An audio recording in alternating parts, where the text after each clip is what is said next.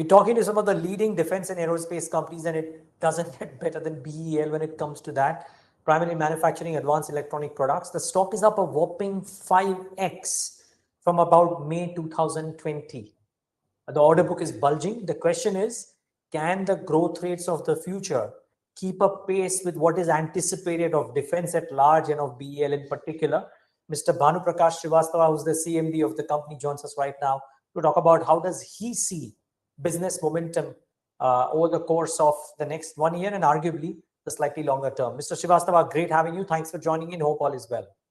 Thank you. Mr. Srivastava, that's the key question in minds of everybody.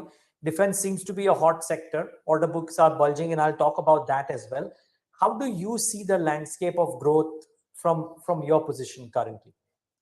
Yeah, we will be maintaining a growth of more than 15% as we have given the guidance. There are quite a few major orders are also in pipeline and they are advancing. So if what I see is that in this financial year, we should be clocking around 20,000 crore worth order in this financial year. So future looks good for Bharat Electronics in near also, in long term also. We are also, apart from depending upon defense business, we are also diversifying in some other areas also, like metro, rail business, civil aviations, energy storage products. So that also will give fillip to our growth. Got it. Mr. Srivastava, okay, let me probe that point first before I move on to the other things. Defense, from everything that we hear from government officials, from other companies, peers, etc., is a red hot space right now. Your strategy or diversifying into non-defense areas, and I believe you've guided to about 20% in the next couple of years of non-defense revenues. Is it in order to diversify away from being a single sector dependent company, or is it that you see higher growth rates into some of these other sectors? No, primarily we would like to remain primarily a defense manufacturing company. And if you see around 80%, 75 to 80% of our turnover remains from defense business. But the way we are working in technology, we are a technology driven company. And you know that 7% of our turnover we spent on R&D. And more than 50% of our engineering manpower is working in research and development. So there are many spin-off technologies which we use in civilian sector and which helps us. One is to add revenue, and another is to work in line with government's initiative of Atmanirbhar Bharat. So if we are working in like radar technology for defense forces, we can use it in civil aviation with certain amount of customization. If you are working in C4I solutions for defense forces, we can bring that expertise in metro business, where primarily we are importing all items now from foreign countries. So we are working with Delhi Metro to indigenize various subsystems in metro. So many metros are coming in the country. So making India Atmanirbhar and also giving a add-on to our existing defense business, that is the strategy. So these are critical equipment of, if you will, for the civilian space as well. Can you tell us, sir, whether your operational metrics, your cash flows, as the case may be, whatever internals you can think of on the financial side, are they comparable for the non-defense business to the defense business, or are they materially different? No, not materially different. They are more or less comparable. Yes, in non-defense business, cash flow may be slightly, what you can say, that stretched as compared to defense business. Because mostly in defense business, we get some mobilization advances, starting advances, work in progress advances, and major defense projects, where in civilian sector we may not get. But then, yes, once we supply, we get the payment, and civilian sector balance payment getting is faster. So it's matches. So not much strain on our operational efficiency if you see either in defense sector or civilian sectors. Got it. Your order book, as I understand, and please correct me if I'm wrong, is about 53,000 crores as things stand. So can you help us understand, sir, how would this order book execution typically be? And if this time around is a normal cycle, how do this 52,000 odd crores get executed over a period of X number of years? Yeah, normally if you see that our order books are mostly in defense areas based on the platforms. Like if you see out of 52,000 odd crores or 53,000, what you say, around 25 to 30,000 crore are for naval business, which are based on the manufacturing of the ship and submarines. So typically, they are every ship. Normally, if you see frigates or destroyers, they are rolled out maybe once in a year or twice in once in 2 years. So whole this order book, if you see that it is executable in next 3 to 4 years. That is what normally cycle time, whether it is a ship-based system or there is the airborne system or system of systems on ground-based equipments. If you go for C4I solutions. So normally, typically 3 to 4 years is the normal time. So if you say that 52,000 crore, their execution time maybe 4 years, something you can take. Okay, got it. And I believe you have in the con call guided to order inflows. You did mention on this interview itself about 20,000 crores in the current year. And I presume you've also mentioned 20,000 crores in FY24 as well as things stand. Yes, yes. See, the same range, if you see the way defense procurements are going on, roughly around 20,000 crore in next 2 years is visibility. It can be much more than this also, because it depends upon how government is spending the money on defense budget and what are the priorities of the government. Similarly, we are also working on export front also, where we see that significant growth potential in exports also. Quite few of the friendly countries we are working on the various proposals. So yes, in this range we will be definitely getting the order, much more than this. Okay, and Mr. Srivastava, also, in addition to that, I believe in the call you also mentioned that you're hopeful for further replenishment of the order book once the QRSAM and MRSAM orders are finalized in FY24. So are these over and above the annual inflow of 20,000 crores that you already spoken about? No, 20,000 crore factors some part of QRSAM or MRSAM.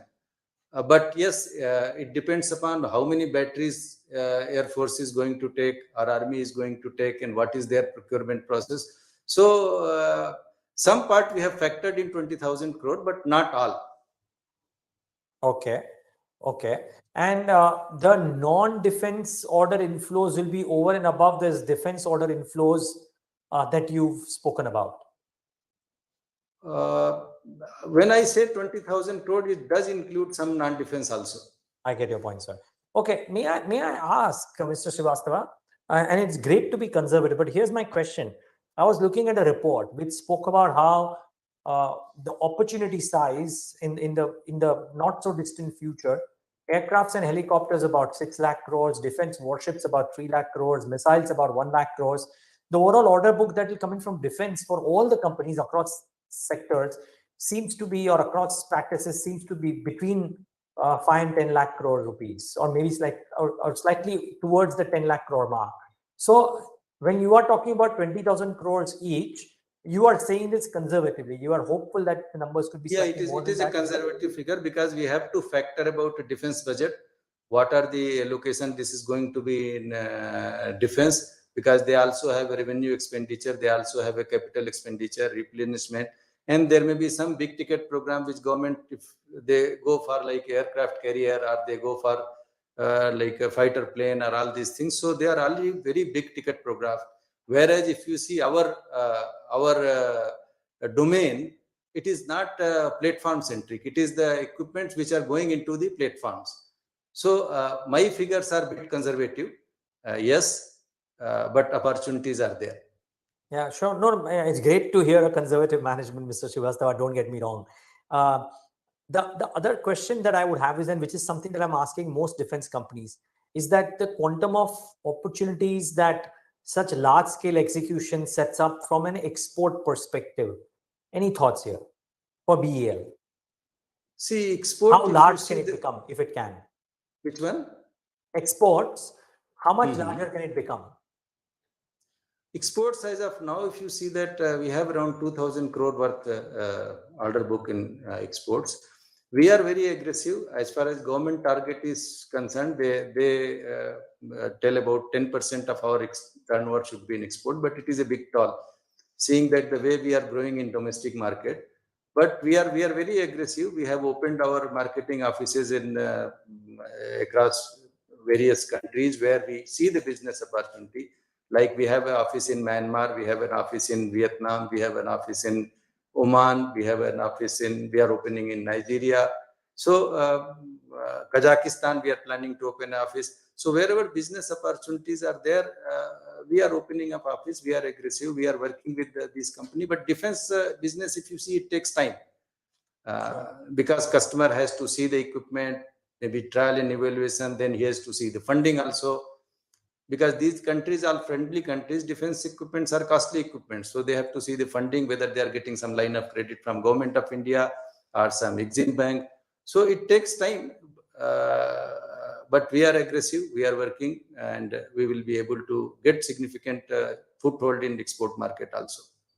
If all of these turn out, then economies of scale could lead you to better margins, Mr. Srivastava, because I think for the current year, you've actually lowered the margin guidance. No, we have given a guidance of around 21 to 23% of EBITDA. So it's not, we have not. The lower end has been reduced, right? I mean, I think it was 22 to 23% and you brought it down to 21 to 23%. Or is it actually the lower end of it's the actually you can take, see, we are confident around 21 to 23. There is nothing you can say 21, 22. It's just for saying. But I don't see a lowering of margin in this year. But do you believe that actually it can go up? Okay, let me rephrase my question. Mr. Srivastava, do you believe that EBITDA margins can actually inch up with the contribution of non-defense items increasing in your portfolio? No. See, in civilian market, margins are definitely lesser than defense market. Okay. So what we are telling, a guidance of 21 to 23 or 22 to 23 EBITDA margin, it is with a proper mix of defense and non-defense markets. Got it, sir. Okay. My final question, Mr. Srivastava, is on longevity of growth. Now, when I talk to fund managers, everybody says that it's not just the next 1 or 2 years, it could be a decade of strong growth for defense companies. I know you've reiterated a 15% revenue growth for FY23, maybe for the slightly short term as well. Do you feel there is longevity which you can yourself visibly see for the course of the decade at large? Yes, definitely. Why? Because if you see that this Government of India's policy of Atmanirbhar Bharat, putting more focus on indigenous product, bringing out positive indigenization list where wherever indigenous technologies are available, restricting import by services, it is definitely going to give a fillip to Bharat Electronics for further growth.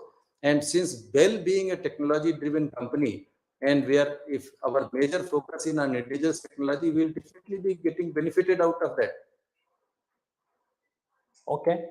Well, we wish you all the best for that growth, Mr. Srivastava. Thank you so much for taking the time out and speaking to us, and all the best for the next few years. Thank you. Thank you for talking to us, and viewers, thanks for tuning in. Thank you.